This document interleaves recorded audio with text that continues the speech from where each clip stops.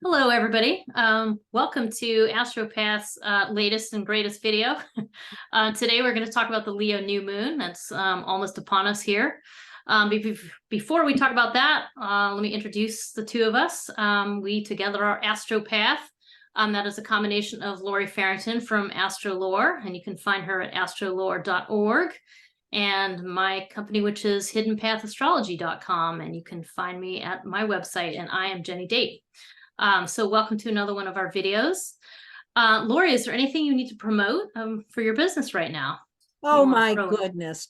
Everybody go to our websites, go to our social media. You can find us all over the place. Below the link here, you'll see you'll see everything and where to find it. And follow both of our stuff. And I've got a book coming out eventually, but I'm not ready to really announce it in a big way yet.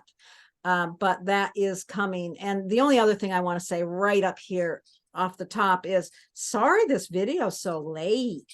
It's Leo season, and Jennie and I have both been very busy and have had a really hard time getting this time together to make the video. So thanks for your patience.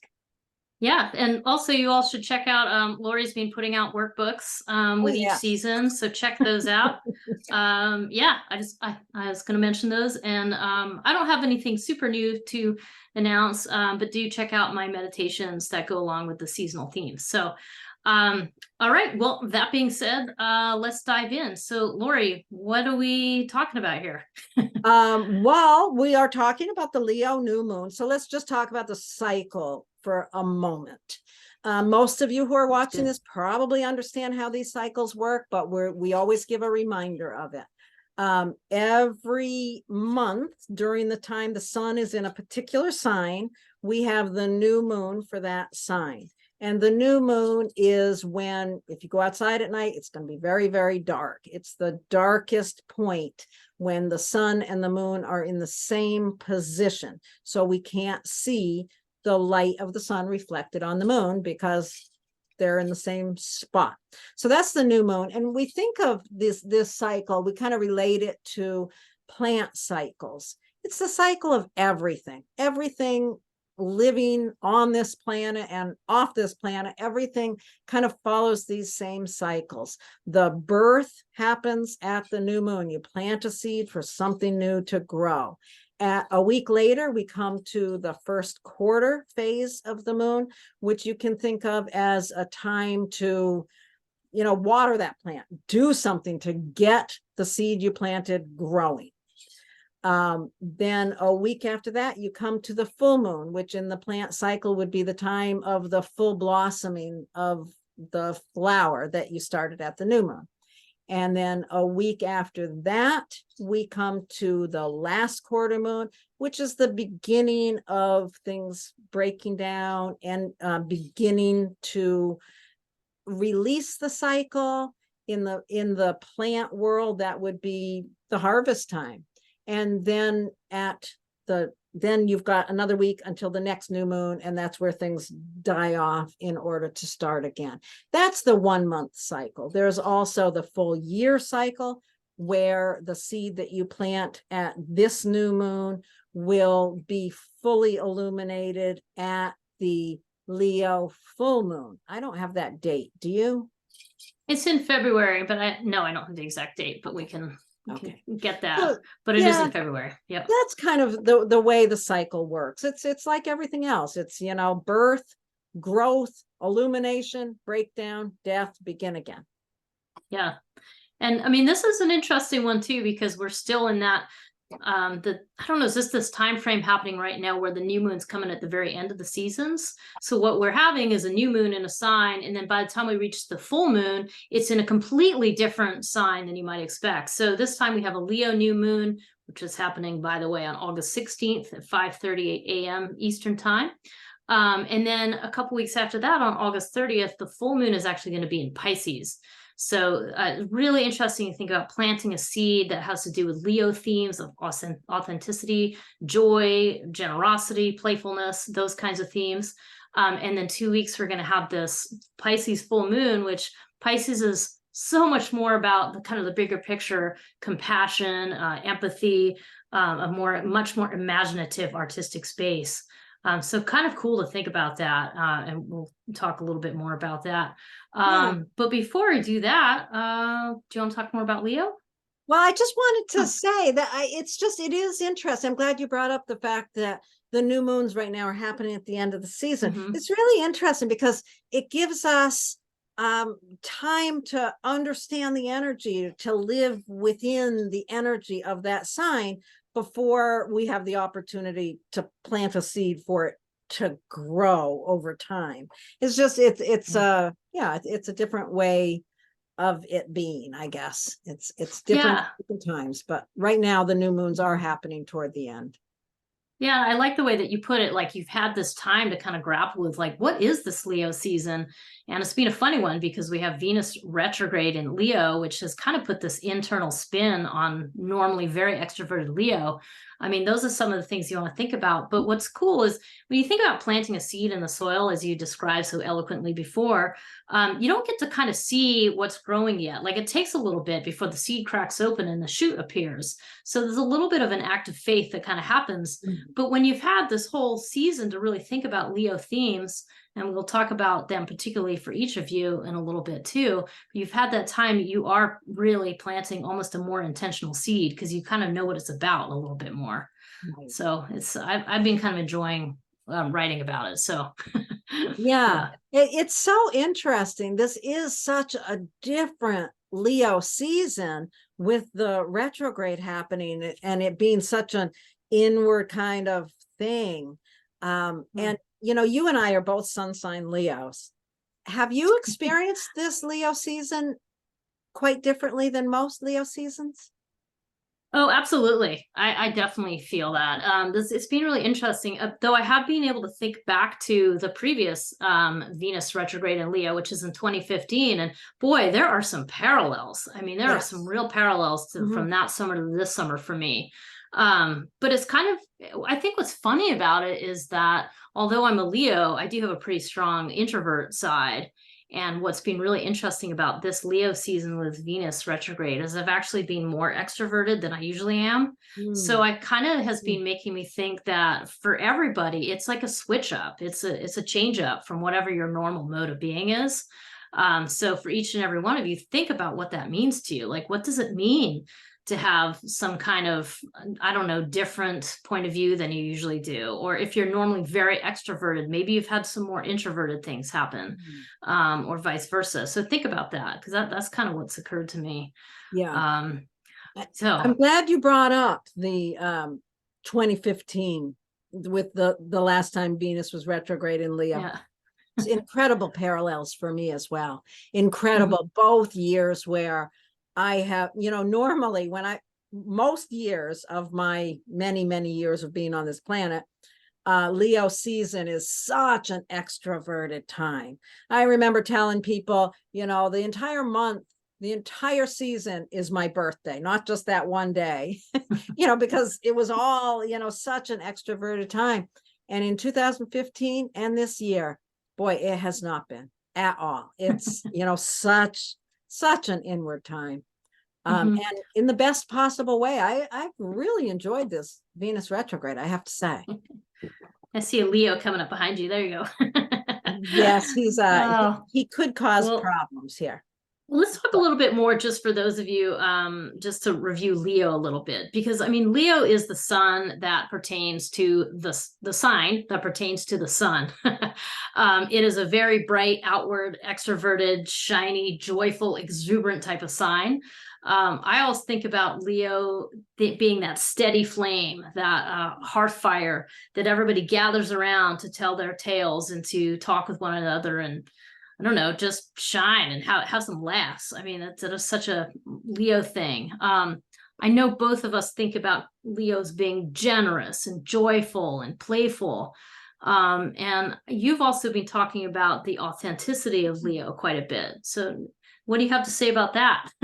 Well, I think it's interesting because I've been on this little thing about the difference between integrity and authenticity, because I heard some other astrologer talking about integrity with Leo. And and it just made me think of the difference between integrity and authenticity. And integrity to me is such a Capricorn word. It's like having these very high ideals that you have to match yourself to it. And that's a very Capricorn kind of thing. But authenticity is, like you described it earlier, you scrape off the mess so you can see what's underneath. It's like, it's really finding what is true for you. Not as, not as trying to meet some high ideal, but just what's true for you. And Leo, Leo, as all of the signs, has a more positive side and a more difficult side. And, we like to focus on the good parts, especially with Leo, because it's ruled by the sun. So we want to think about that. But, Leo certainly has the side that's arrogant and bossy and all those things that we really don't like about Leo.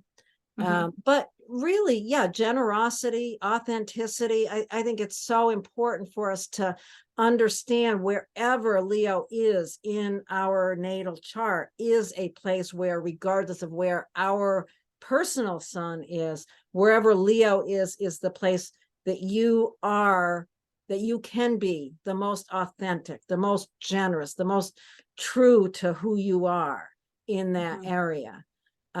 So it's important to know where Leo is in your chart. It's a place where you can shine the brightest. And during Leo season, that's the area that's really lit up. Yeah, and I think it's important to have some understanding of the out of balance Leo energy, because I think we've all had an experience of it, because Leo kind of gets that bad rap for being this super egocentric asshole, basically, and I think what's important is that if you know people like this in your life, where you see this type of energy, or if you yourself go through those phases, you're like, boy, I didn't really behave that well. It usually just comes from a deep insecurity. It comes from a place of, or feeling cut off, where you think that you have to do everything by yourself, or you're just completely isolated. And so you get either overly enamored of yourself, or you sort of negate yourself. And both of those just have to do with being insecure, because you're not rooted in anything. You're floating out there by yourself. And I think the true nature of Leo is to shine bright, to bring people together, to shine out that light of warmth and generosity. And it's very clear when it's out of balance, because it's being done in a way that's like just obnoxious, and it is totally the opposite of authenticity, right? Because it's really about insecurity. So it's nice to kind of understand that side of it, because the other side is just, in a nutshell, it is like, what brings you joy? Like, what is the core things that just make you light up? What are the things that you feel an enormous amount of gratitude for, like genuine, solid gratitude, like, oh, I'm so glad that this person's in my life, or I got to see that bald eagle today, or, those things that just make you go, oh, and the joie de vivre, so that's really what Leo is coming to the table with. Absolutely. That's great. That's awesome. Okay, now what's the next thing we want to talk about? Oh, let's look at the chart. Yeah, you got it. Yeah, okay. Jinx. So let me open up the chart here. There it is. Whoops. I love the curtains that you've put up here. Because, Leo is the showstopper, the performer, the king and the queen, the belle of the ball. So this is a perfect curtains that you've set up here. Perfect little visual there. There we have it. Right. And here's my little Leo. Whoops. My little Leo creature. Yeah. Okay. So here we look at this chart and look at that little gathering of Leo. That is such a statement of, I don't know, what's that a statement of? Well, I think let's start right out of the gate here. So this is a picture of the sun and the moon right together, 23 degrees of Leo on August 16th. What you will also notice is right in the middle of that mix is Venus. Venus is already, it conjuncted the sun on August 13th, so 3 days before this, and it's still moving backwards. It's not done with that backwards journey yet. So that's the thing that we have been kind of going on and on about, is this idea that despite it being this exuberant, joyful Leo season, We have Venus retrograde, which is demanding that you look within. It's demanding that you look at your value systems. It's demanding that you have a greater understanding of the light within you that needs to, and how can that light shine brighter? And how can you be more authentically connected to your own values and to your own sense of beauty and the things that, again, bring you joy? I mean, it really is bringing in this deeper questioning that must go on during the season. Yeah, you can really, we've all been in a process of exploring those deeper inner values with this Venus retrograde, and it's still retrograde. It's behind the sun. It's sort of like there is still a very inward process going on that you're not quite ready to share yet, but it's time to plant a seed. But remember, we plant a seed in the dark. We don't wait until the sun is shining. We don't wait until the full moon to plant the seed. We plant the seed in the dark of the moon. We still are not fully clear on everything we're learning with that Venus retrograde. So, we're planting a seed for its growth before it's fully clear, I think. No, I just keep thinking about Venus retrograde as kind of like Venus being on her own hero journey, where she's having to, normally she's used to being bright and shiny up there in the, in the night sky. And then she has to go down and into this underworld place where there's a lot more depth and a lot more intensity. And the whole myth of the Venus retrograde talks about death and retribution and then redemption, so these are deep, powerful themes, and that Venus just has to undertake this journey. And so when you think about it in those terms, Venus is still very much in the underworld. She has already gone to the deepest part because she's already hit the midpoint of the cycle by conjoining the sun on August 13th, but she's not done yet by any stretch. She's still very much in the underworld. And so that's what you want to think about. I mean, it's like you're going down, you're still in that kind of hero journey of having a deeper understanding of what lies beneath, what makes you tick, like what are the things that are going to help your fire burn brighter. Right. That's fascinating, isn't it? And it's sort of like we're not quite ready. We don't have the full story yet. And that Venus is right here at the new moon trining Chiron. It's almost like in the background, there is a healing going on that's really significant here. Yeah. And again, how I think of this a lot is, again, like being in that underworld journey. Okay. Yeah, there's a dragon. You got to go and, you got to go and confront the dragon. And also the dragon is sitting on the jewels, so it's that whole thing of like, why do you have to confront the dragon? Because you need to bring that jewel back up to the surface.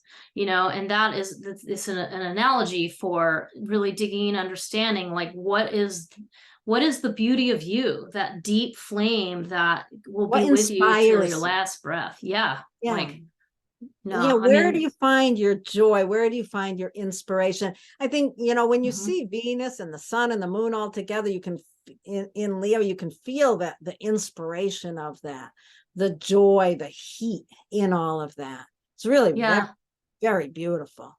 And yet it's like what you're having to look within at, right? Like it's not on the surface. So it's and cool. then take advantage of it. This sun and moon at the new moon is at 23 degrees. Well, look at this. Uranus is also at 23 degrees in an exact square aspect. So, what do you think of with that? Well, Uranus is the great awakener. So this is a jolt. I mean, no matter what you have, this isn't a lightning bolt or a source of electricity that just, I don't know, dramatically electrifies this new moon. I think in terms of practical, like what does this mean practically for each of us? This is just change.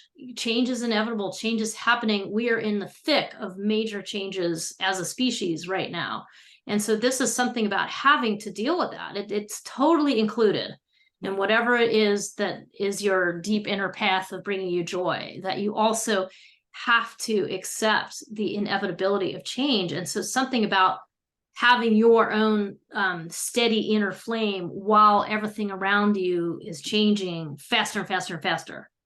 So that's what I think. Yeah, of it. I think there's an element in this of, you know, what inspires you, what brings you joy, what you're planting that seed for is going to hold, there's a little bit of rebellion in it. If you're planting a seed that's going to please everybody else, you're probably planting the wrong damn seed. I think there's something in this that, yes, change is required. There's some spark here of wake up to authenticity. Again, you know, it's like what your authentic self needs may not be what your family, your friends approve of or think is right. I think something about this seed, and you know, we've been learning what our values are here with this Venus retrograde. We've been learning, we've kind of been on this journey with this. Now it's time to admit what we are discovering here. Admit it and go for it. Yeah, I really like your way of talking about this, Laurie, too. So I really think, you know, Uranus is that individuality. So what totally individual flavor do you have that makes you totally authentic, that you must embrace at this time if you are to fulfill the promise of the Leo season of authenticity? I mean, in order to be authentic, you have got to embrace how completely individual, and maybe you're a little weird. Right. You know, it's just like, oh, well, I mean, this is, I mean, what did you say that other astrologer said? This is the fuck it new moon. Right. So there's a little bit of that flavor with Uranus here, and it being a square, it's just like completely unavoidable. You know, you have to go with it. If you don't go with it, it means that you are just not going to be authentic. You know, it means that you're going to be just conforming, and that's not going to be pretty. No, you know, it's really important to pause here for a second and remind people, look at your chart. Do you have planets near 23 degrees of any fixed sign? That would be Taurus, Leo, Capricorn. Wait, what did I say? Scorpio and Aquarius. So check for 23 degrees, 22, 23, 24 degrees of Taurus. If you've got planets in those areas, this is really an important time for you. Yeah, very important time. Yeah. I think we've hit the highlights. There's a few other things, but I think we've mostly... Yeah, we could go on and on. I guess the one thing we should bring up, though, that they're forgetting, later the same day you have the Mars trine Uranus. So it's really interesting because we have the square, which again, a square where the red line is this insistence. There's going to be change. You can either embrace it or you can let it shake you apart. You know, so that's the square. But then you have this trine Earth energy with Mars and Uranus, which are both, I mean, they're both volatile planets on their own, yet they're in Earth signs. So there's this really interesting thing happening at the same, or almost in the same moment, because it's later on that same day. And I was just thinking about, this is something like you're going to be able to see the tangible results of your actions. Like there's going to be a tangibility, right? Yeah. And there's going to be a clear direction. Like, okay, there's this kind of shakeup going on, but there's a clear direction forward right afterwards. And then, you know, that creates a grand trine here with Pluto, Uranus, Mars. This is very much a collective statement. Look around, pay attention to what's going on in the news during this period of time. We're not gonna go there as far as politics or climate change or any of that. But boy, you can see the volatility, and how things are impacting. There's so much going on in the world right now that's reflected here as well. Yeah, and I mean, our focus is sort of to say, hey, you know, there's so much. I mean, we can all feel it. You can see it. You can feel it in your gut. But the question is, how do you handle it on a personal level? Like, what is going on? I mean, that's our focus here. What Laurie and I are very much trying to do with our videos is sort of suggest like, hey, these are those big forces at work, and every individual has to contend with and work with this on their own level. And so the message here is very much about just clearing out the stuff so you can get to what's authentic for you, you know, and then come from a place and bearing in mind that what is authentic for you is not selfish. It is, you know, I mean, if it's selfish, you're not doing it right. You know, if it's selfish, you're in the ego place of ego, right? So if you're in the authentic place of it, you are coming to grips with what's true for you so that you can kind of do your part, your thread in the collective tapestry, right? Yeah, it's so important to understand the side of Leo. The most authentic, beautiful side of Leo is the generosity. It's like, yes, Leo wants to shine brightly, but for the purpose of providing warmth for all. You know, it's not a matter of I'm going to shine really bright so everybody will look at me. It's, you know, shining bright to give warmth to everyone. So that's the generosity. And if your way of working with this period of time, if you look at it and see that it's selfish, well, you got to turn things around and do it a different way. Yeah. Because really all that stuff with Venus, it's about getting clear about your value system and understanding what makes you light up on the inside, because that's what allows you to extend that to everyone around you. I mean, that's what is a necessity here. So yeah, anyway, could go on and on. We could talk about this for hours, but we want to go on to the personal impacts, and I'm going to so now we're going to move on to, first of all, Aries rising. So those of you with Aries rising, you've been in a process here for this past some weeks of really learning to understand your values around your creativity. This could involve children. It could involve, you know, it really is about where you give of yourself, where you give yourself most authentically and bring generosity to give. So that's where the new moon is happening. That's where your process has been going on. And that's where you're going to plant a seed. What do you have to say about that, Jennie?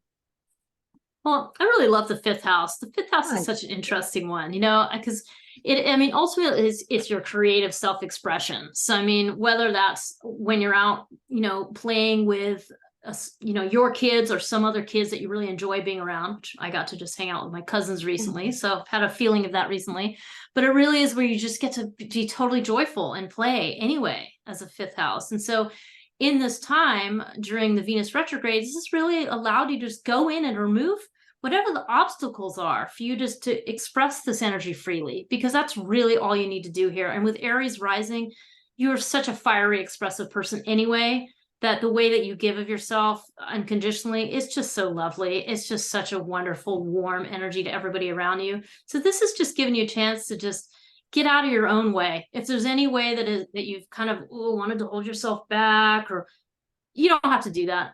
Just go for it. You know, just really embrace it.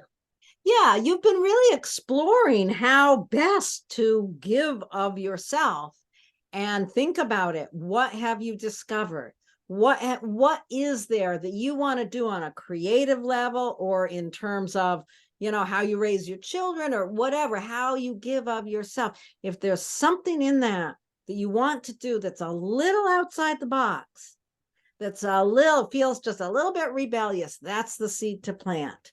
You know, maybe there's some creative expression that you're a little bit embarrassed about, or you want to try some new way of, I don't know, child rearing, whatever, something that's a little outside of the box. That's the seed that you're planting here, right? Yeah, you got it. Because you're kind of reflecting that Uranus in the mix there too. So there's this is a time to just be totally inventive with your individuality. So awesome.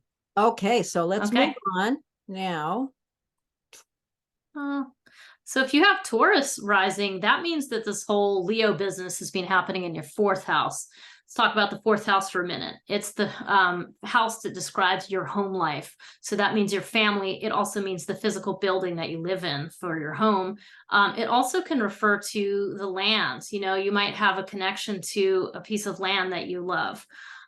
So that's also what it can refer to. So that's where this whole process has been going on about, I don't know, this kind of like discovery of what really brings you joy.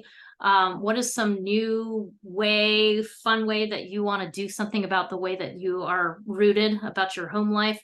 I mean, that could be something like, I don't know, you want to do some crazy renovation on your house and people are kind of going, really? You want to do what? And you're like, hell yeah, I want to put a she shed right there. So that's kind of what I think about. What about you, Laurie? Yeah, I mean, anything like that. Maybe you want to move your grandmother in or out, Mhm. or, you know, I mean, something that's important to you to create that joyful energy within your home, some change that you want to make. That's the seed that you're going to plant. Mhm. I think it's Yeah. as simple as that, really. Yeah, and there's going to be Yeah. something a little rebellious about it. You're really learning over these last few weeks. You've been really thinking about what brings me joy here in this area. Yeah. I mean, this is so important for your self-expression, right? It's just Yeah, like, just yeah. That's have at great. it. So, It could yeah. it could have something to do with, you know, particular relationships with family members, or like you said, it might be something about a renovation on the home or about moving. Maybe you decide, I'm sick of living here. I'm moving out. I'm moving to wherever. And Mhm. if there's a little rebellion in it, that's a good thing. Okay, so Mhm. next we're going to move on to those of you with Gemini rising. If you've got Gemini rising, you want to really think about what your process has been over these past weeks around learning to authentically speak your truth, speak your most authentic self-expressed. You know, you want to really think about how you express yourself. Or, you know, the other thing about the third house, it's really about communication, how you use your voice. It's also about Mhm. your immediate environment. That can be your siblings or your neighbors, or just, you know, people in your common day-to-day life could be part of the story here. So Mhm. those, you know, there's something in this period of time you've been really learning maybe to appreciate these people in your life in a different way, Mhm. um, or Mhm. not, you know, but finding joy in that area is the key. And now Yeah. is a time after this process you've been through that you're beginning to understand what it is you need to do differently, what change you need to make, what seed you need to plant in that area. Mhm. There's got to be something a little rebellious about it. Yeah, and I think just as Lori, just as you said, I think thinking about all things communication, like what does it mean to you to have authentic communication? And that's a two-way street. That's how you listen and take in stuff from other people as well as how you speak. So those are topics you really want to think about. And also, whatever your sun sign is, doesn't matter what it is, it's still, your sun is still in charge of this area of your life. So whoever you are, communication is very, very important. I mean, it doesn't matter if your sun is in Scorpio or Capricorn or something else, it still is bringing in this very strong emphasis on communication. So this is super important work for you in how you evolve through your life from here on out. So yeah, so think about it. Think about where that's Awesome. being. Yeah. Okay, so let's move on to people with Cancer rising. So Cancer rising, this means that this Leo process that we've been all having to do is occurring in your second house. The second house is one of the houses that refers to resources. And in this case, it's referring to your most personal resources, which the chief one is going to be self-worth, how you feel about yourself, how you value yourself, how you recognize what value you bring to the table in all situations. So you're getting a real opportunity here to look deeply at this. Like, how is your relationship to yourself? Are you able to value yourself? This is kind of the process. So this is a difficult house. The second house is always present some challenges, but for that very reason, And then you got to think about your money, because that's what the next layer is. You've got your self-worth, but then it's your finances. So there's something going on that has to do with your finances, that has to do with how you value yourself, that has really got your attention, that you probably need to do some work around to clear some stuff that's been blocking you, is my guess. So, Yeah, I think there's something in here about finding joy in how you use your money. You know, because there is such a connection with Cancer rising, Leo in that second house, how, issues around money and self-worth are so tied together, and they're so important to be able to express your most authentic generosity and love in with how you spend your money. That's how you're going to really develop your self-worth. I mean, the two go together. yeah, So it's they sure really do. important that you think about what the process has been over these couple of weeks.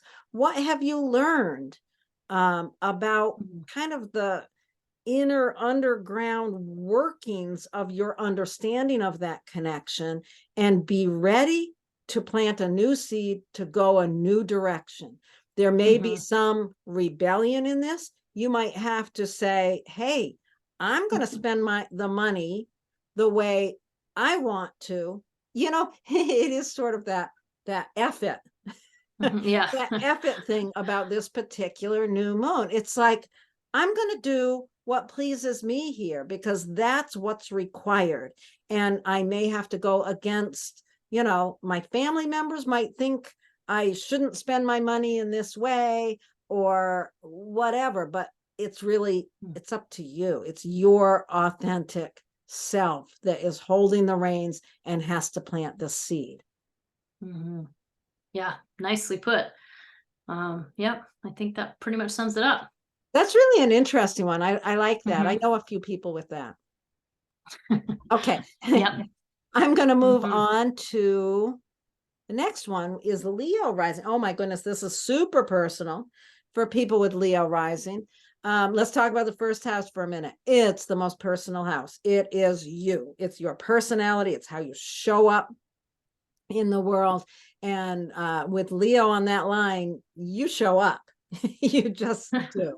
So, the process that you've been in over these past weeks with the Venus retrograde in that area, the process has really been about learning to understand how you do show up, really kind of doing a deep dive in what is the value that my personality brings to the table. And how am I holding back on that? This new moon, I like thinking of it as the F it moon, the fuck it moon. It's like, how do you show up with your most joyful self? How do you do that? What's the seed you need to plant? You might need to, go up against people that you think it's important to please. This may be a time when you've been really, going through this process of understanding how you show up in the world. And you might wake up and think, oh my God, I need I need to buy a more colorful wardrobe, or, that sounds silly, but this is the first house. This is how you present yourself. You might decide, I want to bring more color into my life. And, I'm going to be a little embarrassed because people are going to look at me funny if all of a sudden I start wearing bright makeup and, bright colors. But this is to please you. And that's what's required for this particular full moon. Yeah. Yeah. I think there's a real thing about authenticity that we've been discussing with Leo, but like when you have Leo in the first house, this is a real very important question, because with Leo rising, your job is just to shine. And I tell you, people will project a lot of their stuff onto you with this one, and if you're a little bit uncertain, maybe you're younger too, and you haven't had as many experiences in life, this is a setup where people are going to constantly be like, you're like this, and you're like that, and you're like this. And your job is going to be to say, you know what? I need to figure that out for myself, and not let other people tell you how you're supposed to be or appear, because I think there's a huge theme. I mean, it's a natural thing for human beings to do, to project your stuff onto other people. It's a very normal process. And so with you as Leo rising, you've got to be extra paying attention, and really developing a strong connection with yourself and what is authentic for you. I mean, that's the theme anyway, but when you put it into the first house, it's like extra It's very powerful. personal. Yeah, very, yeah. very, very personal. Yeah, and Okay. some of it might be, I was just going to say, the other piece here is just that you might have an unconventional career. There might be something unconventional that you're doing with your work. And I'm just going to say to you, just own it, keep moving forwards, because that's where some of the stress might be coming from. So, yeah, I mean, mhm. it really Yeah. is. This is a time to plant a seed, to own it, own who you are, how you walk into a room, how you allow people to see you. It is time to own that stuff. Mhm. Okay. Next All right. up. So now we move into a more difficult to describe place with Virgo rising, because there's an oxymoron here where you've got all this bright, shiny, exuberant Leo stuff, but it's in the 12th house. And what is the 12th house about? It is about all things that are hidden. It's about everything that's tucked away. It's about going on retreat and being isolated, or it's about being, by yourself and just working with your own sub or unconscious patterns. So there's there's like a monkish kind of attitude here with the Leo in the 12th house.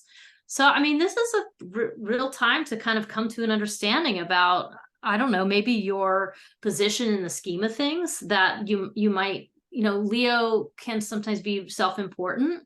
And like, this is the time to go, nope, I'm just shining all my bright Leo stuff out. And it's going to be for the purpose of lighting up these darker places, which, quite frankly, that is a powerful situation to be in. I mean, we all need light in these darker places. So if you have Virgo rising, that is part of your job, is to help cast a light for the things that maybe don't want to be shown very easily. So, that is definitely a piece of it. It's interesting. I think about it as, wherever Leo is where we shine bright. And like we've been saying, it's time with this new moon to own that area. So if you've got Virgo rising, this may be a time to say, hey, you know what? I really do just want to be alone. And other people might be like, what do you mean you want to live alone? Or what do you mean you want to go live in a convent or whatever? But it's like, freaking own it. If you want to go off on a 6-month retreat and shut the door, there's got to be a little rebelliousness in this. You've got to be willing to accept the fact, because of the Uranus squaring this point, there's something in owning this area, and the fact that this is where you get your greatest joy. Owning that is, there's a little rebellion to it. It's like, oh no, this is really what I want. I just want to be alone. Yeah.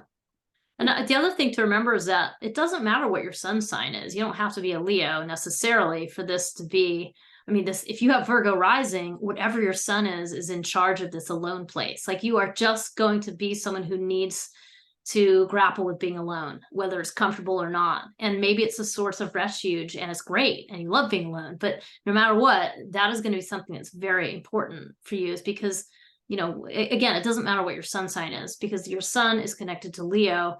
And so regardless, there's going to be a connection. So it's very important that you work with it. Wherever Leo is where you are able to express your most authentic self. So with Virgo rising, you're able to most express your authentic self all alone. It's kind of a funny thing, isn't it? Okay, I think we're done with that one. Let's move on to those of you with Libra rising. This puts the new moon and all of this Leo activity we've been talking about into the 11th house. And the 11th house, just to kind of think about, the 11th house it's our community that supports us. It's, I think of the 11th house is really what we desire and the community that supports us to attaining that. I think of it very often. The polarities are very helpful in understanding the houses. The 5th house being where we give love. The 11th is where we receive it from like-minded people. So this is an area where you really have, the sun, the Leo is rules that area. So regardless of where your sun is, the 11th house in community is a place where you shine in that area and you receive joy in that area. And at this point in time, with this process of the Venus retrograde for the past several weeks, you've been really learning, you've been really grappling with a deeper understanding of what community means for you and the community that you may want to, hang your hat on or whatever, may be something that, there may be a rebelliousness in it. I think I said that awkwardly, but the path of community for you right now is one to pay attention to, plant a seed for the community to support you. And if there's something a little unusual about that community or about the way you envision or work with that community, that is appropriate. So I imagine with, if you're a Libra rising person, it means you have an air sign as your rising sign. It means that social interactions are very important. And then you put this whole Leo business, as you've been saying, Laurie, like right in the place that represents your community. I mean, this is a very important part of your social development. I mean, this has really put the focus on community as this level of where you really need to develop relationships, where you need to find your voice in groups. It's not always the easiest thing to do. It depends on, other parts of your chart and personality and so on. But that's where you're really, where the work is. I mean, you've kind of already said that for sure. But that is something that I don't know. I just think with Libra rising, it's like that social component is so important. So I imagine there's been a lot of work around social development here. And that, I don't know, some of what you're doing probably flies in somebody's face because that's part of this Leo new moon where you have that kind of rebellious streak. So if that's the case, so be it, and this is part of you learning how to stand on your own 2 feet and just kind of go with it and embrace the community that you really want to be with. So that Uranus is so, it's so interesting having Uranus be a part of this because it really is. You've got to have, there's a touch of rebellion in what you want. And it's really important that you plant that seed for what you want. Okay, moving on now to folks with Scorpio rising. The Scorpio rising, you've got this whole, this whole Leo situations going on in your career or in your vocation or your workplace. That's where there's been some deep questions, considerations about, the way that you might be getting in your own way in your workplace. That's what the Venus retrograde brings in. It kind of lets you dig into your value system and question yourself on a very deep level. Like, am I doing work that is authentic? Am I doing work that feels right for me? Is there some way that I need to make a change? I mean, that could be a big change, like a whole new career, but it also could just be a little change, like doing something different within, the office that you work in or the desk that you work at, like bringing something new and different to it that allows you to touch base with that more authentic part of yourself. And I mean, imagine Scorpio is such a deep sign, right? I mean, it's like, and you have that rising. So there's some real investigative qualities to this whole situation anyway. So yeah, there's some manner in which over these past several weeks, you've been really developing a deeper understanding of what you need in your work or vocation in that area of your life. So now you're ready to plant that seed for what you truly want, what's really going to be, like you said, Jenny, really bringing your authenticity to your job, your vocation. There's going to be, you're going to ruffle some feathers. That's the Uranus piece. You're going to ruffle some feathers to get there, but that's, figure it out. What is it you want? What is going to really bring you pleasure and joy in your work? With Leo in that 10th house, this is an area of your life where you have to be able to shine. So plant a seed for what you want, expect some feathers to be ruffled, plant the seed anyway. Yeah. Okay. Sounds good. Okay. Going right on to those of you with Sagittarius rising. All right. So this new moon and all this Leo activity we've been talking about with the Venus retrograde is happening in your 9th house. So the 9th house is, it's such a great house. I love the 9th house. It's really where we expand our understanding of everything. It's the house that really relates to things like education, travel, all the things that make up and that we create our worldview out of. So the 9th house is really our worldview, our higher understanding of things. So over these past weeks, there's been a lot that you've been grappling with around what is my worldview? How do I understand my worldview? Do I expand that through education, through travel, through understanding other cultures? In that area of your life, there's been a lot of changes going on. So now you're planting your seed. What is it that is going to really bring you joy in that area? That 9th house, maybe it's taking some travel, maybe it's doing something different educationally. Whatever it is, whatever the decision, the seed that you're planting is going to ruffle some feathers. Somebody's not going to approve of the change that you're making, the shift in your worldview. There's a shift in your conscious understanding of your worldview that is going to ruffle some feathers. I like that. Yeah, and I mean, the 9th house in a lot of ways is just a further extension of your self-expression. I mean, it's one of the 3 very expressive houses. And it's just, in this case, it's like, what is your authentic philosophy about life? And because of the Venus retrograde, it's like, well, where does that come from? What are the deeper roots? What experiences have led up to this viewpoint in your life? And allowing that, and just as you're saying, Laurie, too, allowing that to come in, even if it totally flies in the face of other much more conventional ways of doing things. I mean, part of your job is to be unconventional with this setup, is to share that wisdom with others, is to show, not only do your own authentic lifestyle and have your own philosophy about it, but also share it with others, with these fire signs, as your rising sign, fire Sagittarius there. So that's a really, really important part of what you're trying to do. So, it's that whole thing. I keep thinking about the lantern, as a lantern, and maybe it was a little murky on the lens, and you've just been cleaning off and polishing that lens so that it can shine bright. And with Leo in your 9th house, you especially are sort of showing the way for other people to make their own authentic path. So I really like this one too. It's a good one, and I definitely think of people in my life with it. So I've got a few too. Yeah. Okay, so let's move on to those with Capricorn rising.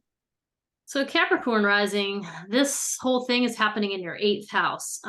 So the Leo season has been asking you to kind of dig in and understand where your boundaries are. Where is your authentic sense of self so that you can set good boundaries with other people? I mean, that at its core is the theme. It could manifest in a bunch of different ways. So we are talking about the 8th house, which is always a funny house because it's one of those kind of secretive houses that isn't totally clear, and it has a lot to do with other people's baggage, other people's money, other people's values that are kind of coming at you, and you're sort of going, how do I handle this one? How do I extract what is authentic for me while I'm coping with this complicated situation where somebody else's values are involved? I mean, that's the kind of thing you're gonna, probably been thinking about. So ask yourself, what has been going on in these past few weeks that is along these lines, and what have you learned about yourself and the boundaries that you need to draw? So that's kind of where my head goes. What do you think, Laurie? Yeah, well, I'm just thinking about that 8th house and some of how, that 8th house can relate so much to, other people's money. So think about that. If you're dealing with inheritance issues, there's often issues around inheritance or, working with deep, deep levels of other people's stuff. People with a strong eighth house are often, you see a lot of therapists with strong components in the eighth house, people that work with other people's stuff. You also see a lot of people that work in finance, working with other people's money on a really deep level. I mean, that's other people's deep stuff. So, it's somewhere in that area that with Capricorn rising, you really have the ability to shine and hold that area very well for other people. So that would suggest to me that, a lot of your learning is around setting boundaries, understanding how to understanding how to work on those deep levels with other people, and you get a lot of pleasure in that area. So there's something in how you manage boundaries, how you manage other people's deep issues, that you might want to make a change in how you do that. I don't know, maybe you're a therapist and you want to go in a different direction with how you work with clients, or you're in finance and you want to recommend different ways of working in finance, with the people that you work with, that's going to ruffle some feathers, the changes that you want to make because you've come to different understandings. And this could come out in lots of different ways, but there's something in that deep level of how you hold space for other people that is changing, and that you can bring delight and generosity to. Yeah, and I just think, to add to what you're saying too, Laurie, is just that because Leo has to do with the sun in anyone's chart, this is a profoundly important area for your whole life. I mean, this might just be one little Leo season, but having a Venus retrograde in your eighth house, this is a very important time for you where you're having the capability to set boundaries that maybe you haven't been able to do before. So I always think of these Venus retrograde periods as they're just times for self-reflection and to look within. And so it's giving you a chance to evaluate not just this season, but it's certainly the last 8 years since we last had a Venus retrograde. So it's kind of and I just think that eighth house, it's a difficult one to grapple with. So it's very important for anyone with Capricorn rising, for your personal evolution, is how you grapple with this area of your life. It's fascinating. So yeah, plant a seed. It's gonna, you're gonna feel like you're ruffling feathers a little bit. Plant a seed to, enjoy that. Enjoy it. Enjoy how you're working with other people's deep stuff. That's a mystery to me. Okay, now we're going to move on to those with Aquarius rising. If you've got Aquarius rising, these Leo issues that we've been talking about, and the Venus retrograde that's been going on, and this new moon, the seed that you're planting is in the 7th house. 7th house is pretty simple. It's just the reflection of the other. It's your intimate partnerships, your intimate one-on-one relationships. It's those close relationships, not just a spouse or a romantic partner, but business partnerships. Important one-on-one relationships will show up here. So if you've got Aquarius rising, I always think this is so interesting, because Aquarius, there's that kind of cool detachment that you kind of show up in the world with. But when it comes to a partner, you've got so much warmth and generosity to give. And, you might not show up with a lot of warmth in other relationships in your life, but with that partner, this is where you really can be very, very authentic in those intimate partnerships. And yet over this process, over these past weeks, while Venus has been retrograde, you've been really learning a lot about what it is you value in those partnerships. And the seed that you're planting now is something to do with the growth and development of those partnerships, or that partnership, whatever it is. And there's going to be something a little out of the ordinary with the change that you realize you want to make. There's something a little bit that hopefully the partner themselves isn't shaking their head too much, but other people may be like, really? You want to, bring your relationship in that direction, or whatever it is. There's some change you want to make in the relationship that may ruffle some other people's feathers. Mm-hmm. Yeah, it's really interesting having that whole, like, as you said in the beginning, like that Leo process of self-reflection of how do you want to show up in relationships in the seventh house. Because I think sometimes we live in such a couple-oriented society, everything's about pairs. I think that this time is being a really important time to really think about who do you want to be in relationship, not who do you want to go out and find to be in relationship with, but who do you want to be when you're that partner? How do you want to show up in your partnerships? And how is that going to be authentic for you and going to be different than whatever society might feed us, or maybe from what you've done before, or what your family structure's trying to tell you to do? I mean, there's definitely getting down and dirty and being like, what do I want? And what do I want to bring to my partnerships? And what kind of freedoms do I want? What kind of boundaries do I want? And really getting clear about that. I think it's so important, because it's just such a focus on like, oh, the other person. It's like, but if you don't even know who you are in the relationship, then how are you going to find or be with the person in an authentic way? I mean, it's all part of a process. It's not like you check a box and then you're ready. It's all a process, but you've got to be doing that work, paired, partnered, or not. Yeah, right, exactly. Yeah. And it made me think of an excellent book called How to Be an Adult in Relationship. Just that whole idea of, it's not about the other person. It's about how you show up, who you are. So recommended. How to Be an Adult in Relationship by David Rico. It's an awesome book. And those of you with Aquarius rising, right now, there's an awful lot of energy going on. So you might want to pick up that book. It's a really good one. It is a great book, because you told me to read that a few years ago, and I did, and it's great. So wasn't it great? I love that. It's book. Very helpful. Yeah. Very helpful book. Yeah, so it really is. I should pick it up again. Okay. Are we done with yeah, I think all right, we're going to move on that one. Pisces rising. Okay, so with Pisces rising, the Leo season, along with the Venus retrograde, has been happening in your sixth house.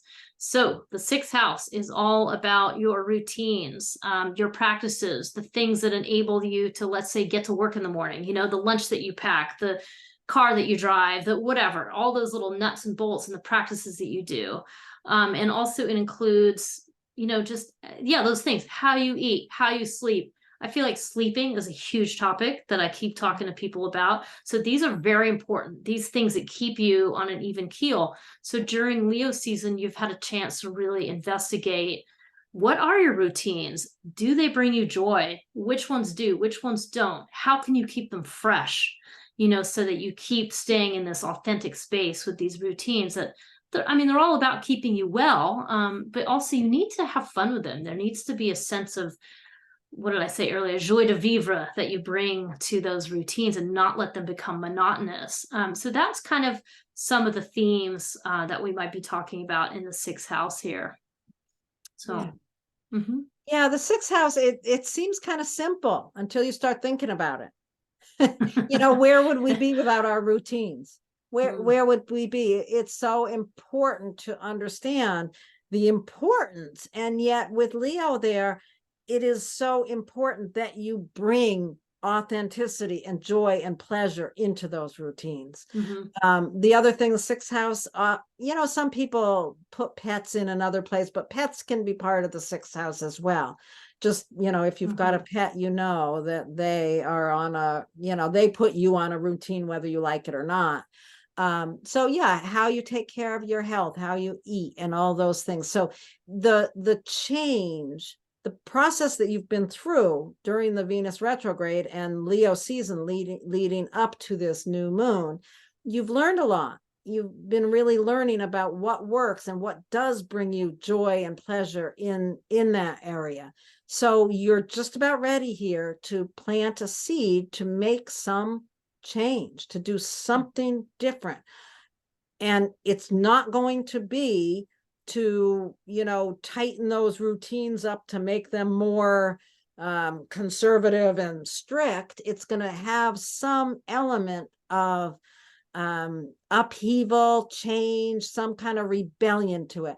Maybe you want to change your dietary patterns, or maybe you want to stop meditation practice in exchange for, I don't know, a different kind of meditation, whatever. There's some change that is apt to ruffle someone's feathers, maybe even your own. But a change is coming, and you're planting a seed to create joy and pleasure in your day-to-day routines. Mm-hmm.